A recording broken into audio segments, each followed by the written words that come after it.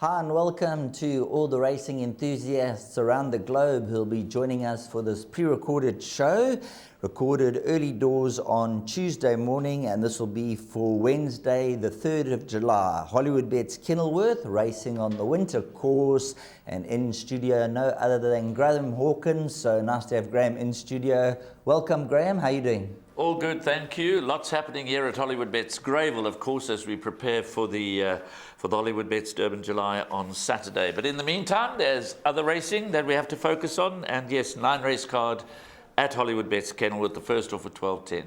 Being a 9-race program, the first race is a work riders plate, so let's get straight into it, over 1100 meters. And just looking at the form, not much form to go by, so the 2-year-old Rafa Bay, take it away.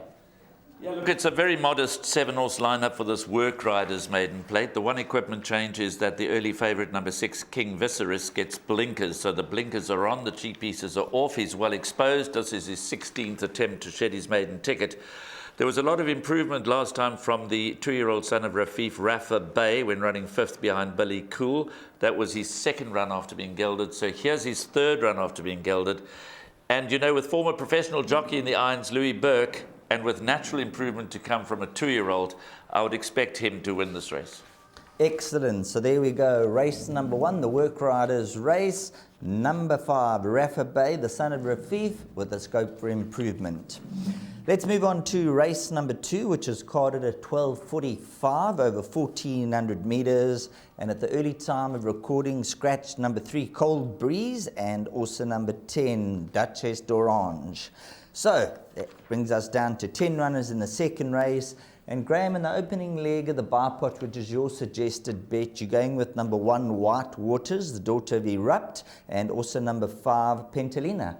Yeah, I think many will take their chances and bank a number 5, Pentalina. Vaughan Marshall has a very strong hand here. He saddles both 5, Pentalina, and 1, White Waters. White Waters was very disappointing last time, but gets the inside gate, goes a touch over the same distance as it did last time when running 5th behind Dixieland Band. So White Waters has got some improvement to do to beat Pentalina. They in fact raced together on the 18th of May. In the race behind Dixieland Band, where Pentalina finished some 2 lengths ahead of White Waters. So I've hedged my bets by including both of Vaughan Marshall's runners, numbers 1, White Waters, and 5, Pentalina. The betting clearly suggests Pentalina's odds on that is a stable companion. The booking of Richard Ferree is significant. So Pentalina, the top choice. I'm going to throw in number 1, White Waters, as backup. The only other runner that makes any kind of appeal is number 11, Bella Vista. We've chatted about her before. She's quite temperamental. She showed some ability on debut and then followed that up with a rather moderate effort over 1,000 meters. Goes the extra 400 meters, yet drawn a little wide. So I'm going to sit on the fence a little with number 11, Bella Vista. She's the obvious 3rd choice in the race, though. Right, let's move along to race number 3, where Brett Crawford has majority of the runners here. So Brett Crawford could be the Benefit Stakes. He could have the quartet here in race number 3. Number 4, Port Louis, is the odds-on favourite at 8-10. Number 3, Infrared, 3-1. And then we go out to 6-1 and better about number 2, We're Jamming. Let's kick off with the favourite, Graham, number 4, Port Louis. What do you think about the price around 8-10 in this type of field? I think it's a little bit more competitive than the betting would suggest. I'm not quite sure what happened last time. He ran no kind of a race at all on the 18th of May when finishing a distant 7th behind Cafe Culture. That was over this course and distance, one of his favourite course and distances. But in a progress plate, in his penultimate run on the 24th of April, he ran 2nd to Coastal Commander. This, again, is not a handicap. It is a progress plate over 1,400 metres. He is the best weighted. He's got a nice draw. Richard Ferree teaming up with Brett Crawford. Their strike rate is quite phenomenal. So, again, as with the first leg of the bipot, perhaps you want to banker Pentalina and then banker Port Louis, and then, of course, we come to Land of the Rising Sun. So I've given my bipot perm is my suggested bet, which covers here and there, but I'm going to also play a smaller one multiple times because it's very conceivable that both Pentalina and Port Louis are going to win. But I've backed him up in the larger perm, the one that I've suggested, with 2 interesting runners. Numbers 1, Rockpool, we haven't seen him for a while, and number 3, Infrared. Both would appreciate a lot more ground, perhaps. Both are very talented. And, you know, Infrared receiving 6 kilograms from his stable companion, Port Louis, could come out fresh and run a bigger race than they're expecting. So Port Louis, the obvious first choice, although I wouldn't be rushing to grab the 8 to 10. But Rockpool, he could be anything. He came with a huge reputation when he started his racing career. He could also come out fresh from the inside gate and run well here. So I've gone with numbers 4, 3, and 1 in the bipod. Maybe that's a case of overkill. Well, let's see how the race pans out. You be the judge at the end of the day as we move along to race number 4. That'll be the opening leg of the pick 6. And number 5, Land of the Rising Sun, is your odds-on favourite at 7 to 10. You can scratch number 3 at the early time recording. So only 7 runners go down to the start at this stage. And number 5, Land of the Rising Sun, Graham. After that first run over 1,000, they stepped him up in open company over 1,400. And that 11 out of 11 draw showed significant improvement. Yes, he was well back turning for home. He flashed up late to finish 3rd behind Noonday Gun. And a winner, the horse that ran 2nd there, has come out to win. So Land of the Rising Sun is very hard to oppose here. He is the natural nap of the day, banker for the bipod, banker for the place accumulator, and for my money, banker for the pick 6. Those who want to perhaps cover, the only other horse that makes any kind of appeal is his stable companion number 4, Arbitration. Wasn't a bad debut when running 6th, under 3 lengths behind Air Raid. Steps up now to the 1,400 metres and could very much be a live wire. So Justin Snaith holds pocket aces here with number 4, Arbitration, and 5, Land of the Rising Sun. Land of the Rising Sun is odds on, which I think he's entitled to be, and Arbitration 28 to 10. Mr. Belvedere is the only other runner quoted in single figures. He's had many opportunities to win. He ran 5th behind Noonday Gun, so was behind Land of the Rising Sun. And Belvedere, Mr. Belvedere, what you see is what you get, whereas Land of the Rising Sun should have plenty of scope for further improvement, so he should confirm that form quite comfortably. And for me, Land of the Rising Sun, best bet on the card, but a measure of respect for his stable companion, Arbitration. So there we go, best bet on the card, but the stable companion could be the horse to upset if there is going to be an upset to beat the odds-on favourite. Right, we'll catapult into race number 5, which will be over 1,400 metres. And just having a look at the anti-post betting, the 2 Drakenstein runners, numbers 8 and 7 at the top of the boards. Number 8, Charlotte Bronte, is at 17 to 10, and number 7, Fairfield, is at 33 to 10. 9, Jet to the Sun, at 7 to 2. So let's have a look at the top 2. 7 and 8, they both from the Drakenstein stud. 1 trained by Glenn Kotson, 1 by Justin Snaith. But let's get to them in a moment. You've included number 1, Blind Faith, because that's got a posted stamp being open maiden. Yeah, it's a maiden handicap. Blind Faith is drawn in gate number 1, has had tricky draws to contend with in her last 2 starts. She's got to get away on terms to have any chance. She is the upset material in the race. Craig Bantam does declare 1 kilogram over, so she'll carry 53, which means she's receiving weight from the likes of Fairfield and Charlotte Bronte. But you know, obviously we're always looking for a potential upset in an open maiden, and I've gone with the draws. There are 1 or 2 others. I've included numbers 1, 7 and 8 in my bipot. There are others with chances, sure, but Blind Faith for me might, if she gets away on terms, she might have a chance of running into the top 2. Of the 2 Drakenstein runners, I prefer number 7, Fairfield, to number 8, Charlotte Bronte.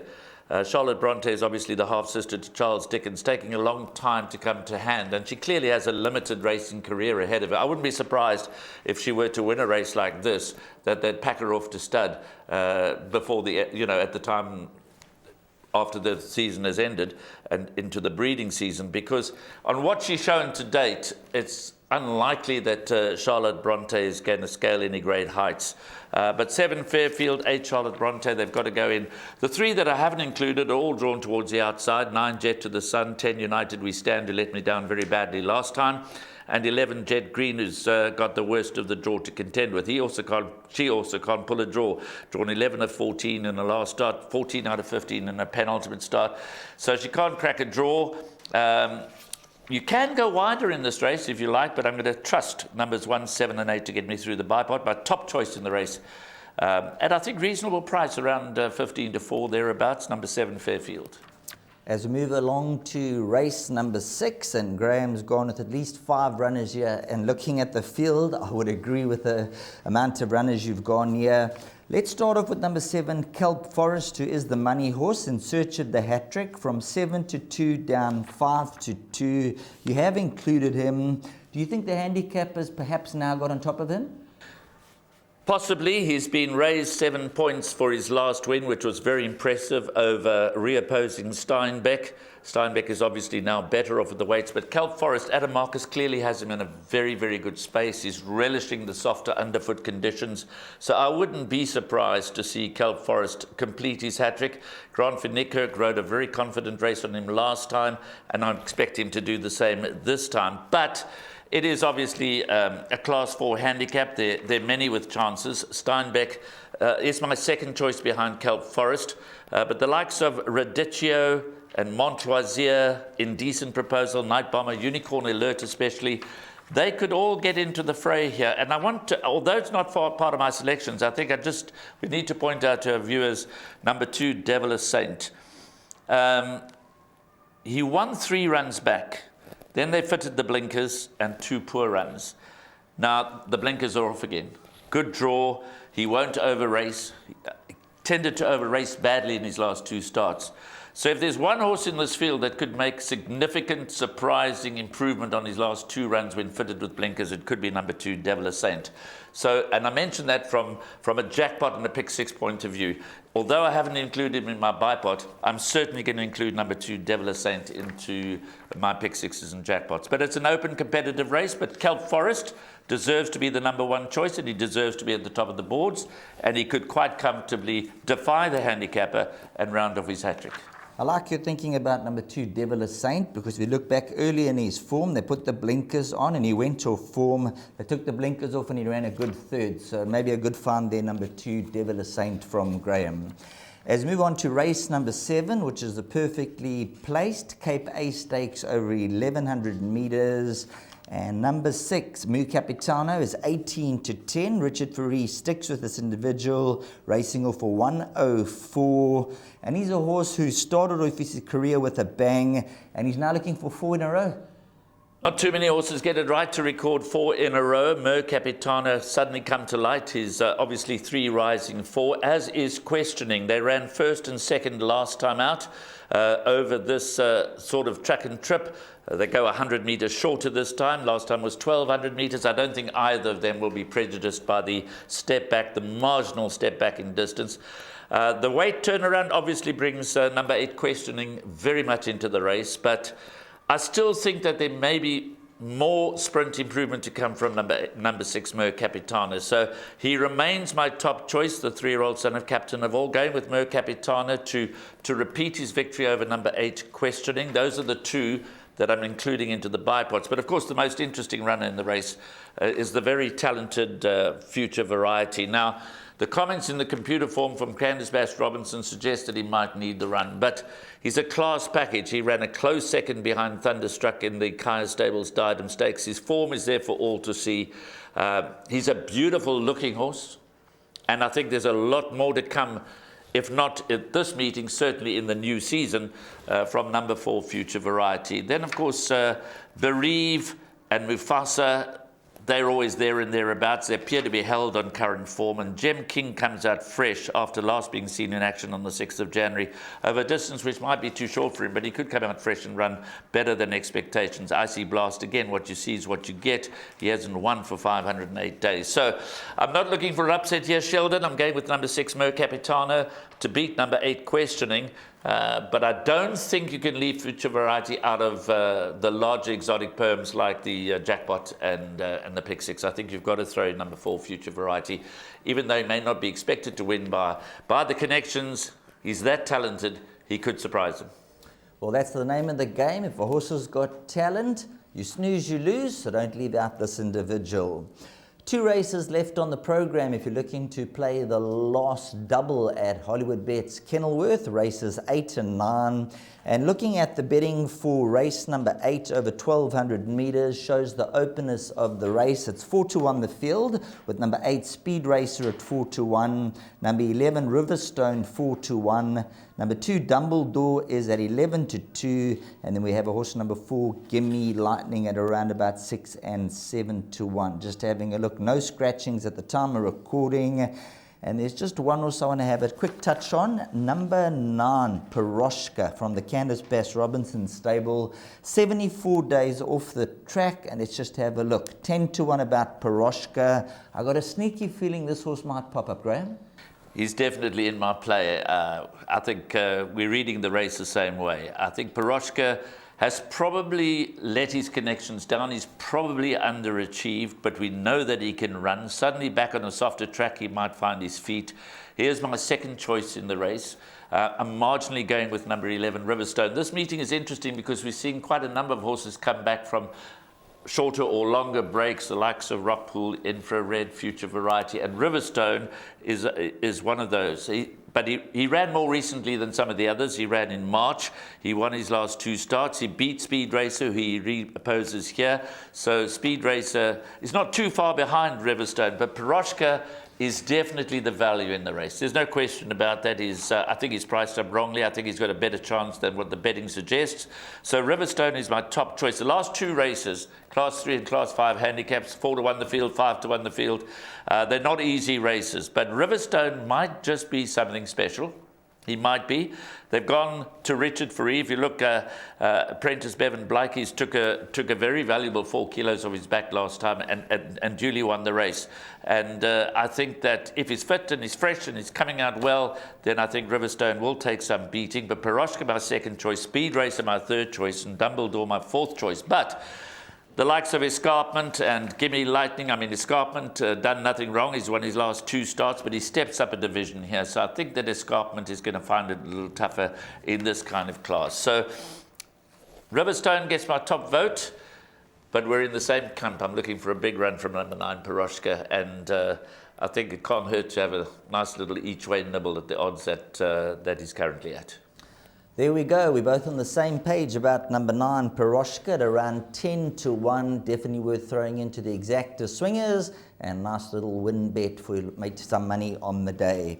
That'll take us on to the lucky last, as they say, hopefully in front going into race number 9, because you're going to have to be in front, or otherwise you're going to have to catch the quartet to get out here. And looking at the betting, 5-1 the field, number 2, I'm the Buzz, and number 9, Groove of Ice, along with number 10, Royal Lithium. Now, Graham, number 2, I'm the Buzz, after a victory in a second, must be one of the principal runners?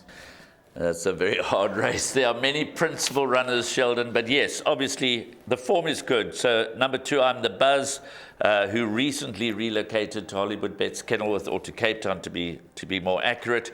Won a handicap at Hollywoodbets Scottsville on the 7th of January. So was off the track for pretty much 6 months. And to come out and run second to Royal Lithium, it's not a deep race, and nor was the last time. Royal Lithium is once again here, so purely at the weights, I'm the Buzz, should have the measure of number 10, Royal Lithium. But these kind of Class 5 handicaps, as you well know, you can't take the form too literally because, there are many collateral forms here, and they beat each other at varying times. Groove of Ice was just behind them. That ran suddenly much better, ran third, half a length behind Royal Lithium. So last time it was Royal Lithium first, it was I'm the Buzz second, it was Groove of Ice third, with less than a length covering that trio. So it's hard to say that they're going to confirm that form exactly, but they've all got real good chances. Back behind them in fourth was Trey Schick, only a length back. So, and then Electric Fields, who was a length and a half back. So they were all grouped together behind Royal Lithium, and any one of those that finished in touch of Royal Lithium can win this, and Royal Lithium can win again. Which is why, what price is on board? Which is that one? On board. On I'm a little worried when you say which one is that. 8-1. Oh, it's short. So it's shortened. It's already shortened. I was big on board last time. I made her the nap of the day, and of course she ran no kind of a race in the same one behind Royal Lithium. And I put her down afterwards. I thought, well, they were experimenting without blinkers last time, and she just appeared to take absolutely no interest. Very quickly, the blinkers have gone back on. And if you draw lines through that run and judge her on a third to first Masterpiece and a second to Hammy's Hero and a fourth to Hear My Voice, I'm willing to give number 8 on board another chance. I can't believe she's as bad as she ran last time. As I said, she raced without blinkers then. The blinkers go back on. So my top choice in the race without any confidence whatsoever would be number 8 On Board, ahead of number 10 Royal Rhythm, number 2 I'm the Buzz, then of course 4 Electric Fields, 5 Trace Chicken, 9 Groove Ice. They're all in the game because of that last run behind Royal Rhythm. So I'm looking for On Board to bounce back. Well, you like number 8 On Board at around 8-1. A horse who ran in the same race. There's no such thing as easy money in this game, but number 11 has dropped right down from an 83 to a 62. Ran 4th to Taylor the Comet with the average rating was an 88. And if you look at easy money and On Board, maybe we can take some swingers, exactors, and throw them into the quartets and get out in the last. Well, there's always a chance of getting out of it in the last when the race is as competitive as this one, these Class 5 handicaps. And you know, it's interesting that you pick on easy money, because I've said this before in the show. Pitt Boerter has made a habit of winning the last race at Hollywoodbets Kenilworth. He did it again the other day. He saddles easy money. Now, what is also interesting is that some horses come well at the same time each year. It's just about a year since easy money last won, 357 days. So it's getting very close to the anniversary of her last win, and she could bounce back. Nothing surprises me in these fillies and mares Class 5 handicap. They're the proverbial nightmare races, but they're also interesting because if you're playing bets like quartets and trifectas, and you know, and a little bit of luck is on your side, you find the right roving bankers, then you could win big. So it's a real nice quartet race, this. Well, there you heard from Graham, a nice quartet race, number 8 On Board. I like a little bit of number 11, Easy Money. So play around those 2 runners in the quartets and all your bets in race number 9. And now, Graham, we're going to bring up your suggested bet for the day. So Graham's going to go through his bar pot, and let's bring up that suggested bet so Graham can go through his suggested bet. Thank you, Sheldon. As I said, this may be a lot easier than the way I've played it. So this would be my main perm, but I'm going to take a smaller one where I start off with the 3 bankers. But gone with numbers 1 and 5. The first leg of the bipod is race 2 off at 12.45. Gone with White Waters, number 1. Pentalina, number 5. Pentalina will be a popular banker for most. In the second leg, I've gone with numbers 1 Rock Pool, 3 Infrared, and 4 Port Louis. And here again, Port Louis may shape up as a banker, so if you're looking to trim this perm, but obviously in my main perm, I'm looking to maybe get 1 or 2 little upsets along the way. But I don't think we're going to get an upset in the third leg. I think number 5, Land of the Rising Sun, is probably the best bet on the card. Then numbers 1, Blind Faith, 7, Fairfield, and Charlotte Bronte in the fourth leg. Gone wide in the fifth leg, trying to upstage Kelp Forest, who might well go on to complete his hat-trick. Going with numbers 3, Steinbeck, 4, Radicchio, 6, Montloisier, 7, Kelp Forest, and 11, Unicorn Alert. And the last leg is that very good race, the perfectly placed Cape A Stakes, going with number 6, Mo Capitano, and number 8, Questioning. But if you're playing the jackpots and the pick sixes, don't leave out number 4, Future Variety. Well, thanks very much, Graham, for being in studio. It's been an absolute pleasure, and the rest of the week's going to fly by. Absolutely. We're all looking forward to Saturday, the 6th of July. But as we said at the top of the show, before we get there, there's some business to be done at Hollywoodbets Kenilworth. Well, let's get the business done, and hopefully you make some money for the big race meeting on the weekend. Thanks very much to Graham Hawkins, and for you, the viewer, the punter, all the best of luck, and hopefully the horses come through for you.